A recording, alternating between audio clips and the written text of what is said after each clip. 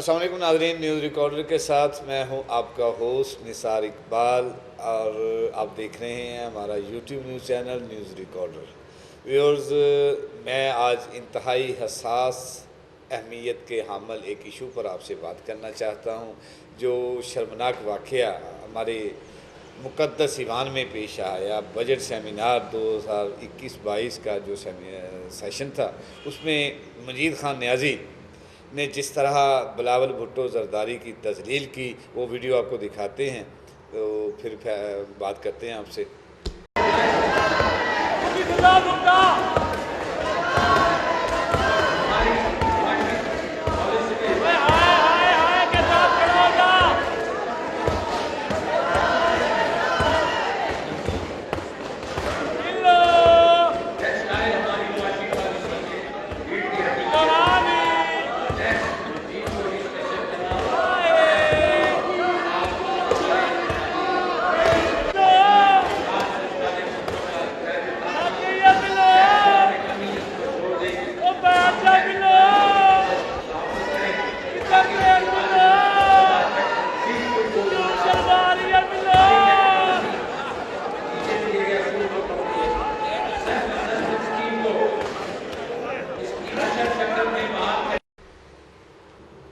जी, तो नाज़रीन वीडियो देखी आपने।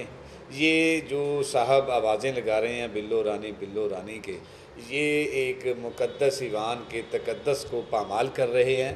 ये ख़ुद भी पार्लियामेंटेरियन हैं और उनके साथ अली अमीन गंडापुर जो पीटीआई गवर्नमेंट के एक सरगर्म रहनुमा और असर रसूख वाले शख्सियत हैं, जिनकी खैर बोतलों में वो शहद भी निकल आता है। आपको सभी को पता होगा कि ये शख्सियत माशाल्लाह काफ़ी कंट्रोवर्शियल भी है और पीटीआई में अपनी असर रसूख भी रखते हैं। और ये जो साहब हुटिंग कर रहे हैं और बिलावल भुट्टो ज़रदारी जो पाकिस्तान पीपल्स पार्टी के चेयरमैन भी हैं और पॉलिटिशियन हैं, पार्लियामेंटेरियन हैं और अपनी एक बाकायदा सियासी पहचान रखते हैं, इसमें कोई मुबालगा आराई नहीं है।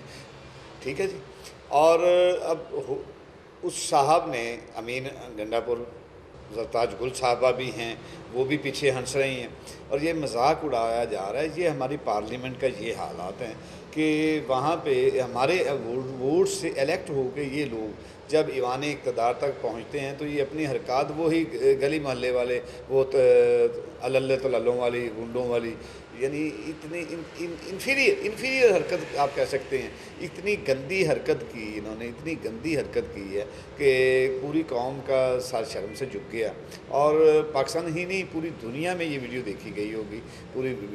पूरी दुनिया ने माशाल्लाह पाकिस्तान का इमेज जो है वो सामने गया होगा कि वहाँ के पार्लियामेंटेरियंस जो हैं, जो पार्लियामेंट में बैठते हैं, जो अवाम जिनको चुन के सेलेक्ट करके अपने वोट्स के ज़रिए से जिनको वो ईवान बाला तक पहुंचाते हैं, वो जो उनके हकूक़ के लिए, उनके राइट्स के लिए जिन्होंने काम करना होता है, उनकी जहनीत ये है कि वो एक मर्द को, हाँ मैं मानता हूँ कि बिलावल भुट्टो की जो लैंग्वेज है वो एक तो सिंधी है, पहली बात तो ये है कि दूसरा उनका लहजा जो है उर्दू स्पीक वो जब करते हैं तो वो सिंधी वाला टच तो आता है। इसमें कोई किसी भी खिते से, जैसे हम पंजाबी हैं तो हम जब उर्दू बोलते हैं तो हमारे उर्दू में हमारे पंजाबी होने की झलक नुमायाँ दिखाई देती है। इसी तरह बिलावल भुट्टो भी सिंधी हैं और उनकी जो गुफ्तगू जो उर्दू में करते हैं तो उनमें वो सिंधीपन की झलक जो है वो नुमायाँ आती है।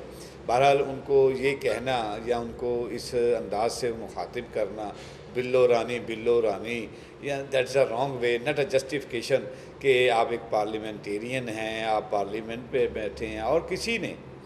और नाज़रीन, ये एक और शर्मनाक बात ये है, किसी भी शख्स ने कंडेम करने की ज़रूरत ही महसूस नहीं की और किसी भी शायद उन्होंने पाकिस्तान पीपल्स पार्टी के कुछ रहनुमाओं ने एहतजाज भी किया, मगर वहीं उसी हद तक उन्होंने किसी किस्म की कोई तहरीक पेश नहीं की। उन्होंने शायद वो शर्म के मारे उन्होंने वो जैसे कहते हैं ना कि अपनी इज़्ज़त जो है वो प्यारी होती है सभी को, उन्होंने शायद अपनी इज़्ज़त के हम एक बात को एक एक घटिया और शेम्ड इशू को वो उछालना नहीं चाह रहे होंगे। यही वजह होगी शायद उन्होंने अपने को रिक्वेजिशन नहीं पेश की, कि अदरवाइज़ उनको चाहिए था कि वो स्पीकर असम्बली को वो रिक्वेजिशन देते, वो कहते कि जनाब इस अंदाज से बुलाना, इस अंदाज से मुखातिब करना, दैट्स अ रॉन्ग वे। तो मैं यही आपसे बात शेयर करना चाहता था। ये वीडियो आपने देखी है कि आप देखें कि हमारे पार्लियामेंटेरियन जो हैं, हमारे कौमी असम्बली के मेंबरान हैं, हमारे जो लीडरान हैं, वो किस किस्म की सोच रखते हैं, क्या उनका विज़न है। यही विज़न हम पे रिएक्ट होता है, हम पे जनाब महंगाई के पहाड़ टूट जाते हैं, हमारे जनाब बच्चे पढ़ नहीं सकते, हमारे जो डेवलपमेंट सेक्टर में जो काम होते हैं वहाँ पे कमीशन ली जाती है, वो इन जैसे ही लोग आते हैं ना, मजीद खान जैसे लोग ही आते होंगे। ज़ाहिर बात है जब जब ऐसे लोग आएंगे, ऐसी जहनीत के मालिक, तो उनसे आप अच्छे की तवक्कुत तो नहीं रख सकते ना। वो एक बड़ी खूबसूरत मिसाल है कि किसी गांव में एक साहब मेहमान गए, तो वहाँ पे पुराना दौर था, वहाँ पे रफ़ा हाजत के लिए लोगों को बाहर जाना पड़ता था, और वो साहब भी बाहर चले गए। उन्होंने देखा कि जो मस्जिद के पेश इमाम हैं वो भी साथ वाली खेतों में वो भी रफ़ा हाजत के लिए मौजूद थे। अब दोनों अपने अपने ज़रूरियात से फ़ारिग हुए, तो वो मस्जिद में आ गए। वो आते ही मौलवी साहब जो हैं वो अज़ान देने लग पड़े, और उन्होंने जमात खड़ी करवा दी और नमाज अदा की।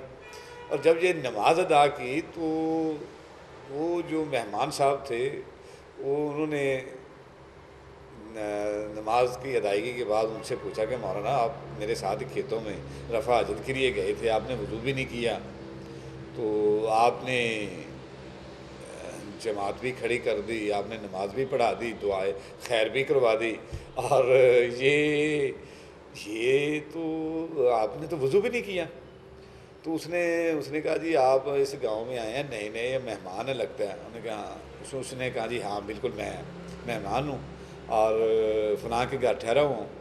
उसने कहा आप मेहमान हो इसलिए आपको पता नहीं, ये गांव वाले जो है ना ये मुझे देते कुछ नहीं है, तो मैं ये चाहता हूँ कि इनको बेईमान करके मारूँ। तो अगर इन जैसे लोगों को हम इलेक्ट करके असम्बली के फ्लोर्स तक पहुंचाएंगे तो ऐसी हरकत, शर्मनाक हरकत होती रहेंगी। इसी बात से इजाज़त चाहूँगा, खुदा हमारे इन सियासतदानों को अकल दे, शऊर दे, और इनकी जहनीत चेंज करे कि ये किसी की ज़ातियात तक पहुँचने की बजाय अमली तौर पर इक़दाम करें, आवाम की खिदमत करें, आवाम के लिए कुछ सोचें। इमरान खान साहब को भी नोटिस लेना चाहिए था, वज़ीर आज़म साहब को, कि अगर वो ऐसे अल्फाज से उन्हें बुला रहे थे तो वो अच्छी बात नहीं थी। रिकॉर्डर की वीडियोस देखने के लिए हमारे चैनल को सब्सक्राइब कीजिए और बेल आइकॉन को क्लिक कीजिए ताकि आप हमारी नई आने वाली तमाम वीडियोस देख सकें।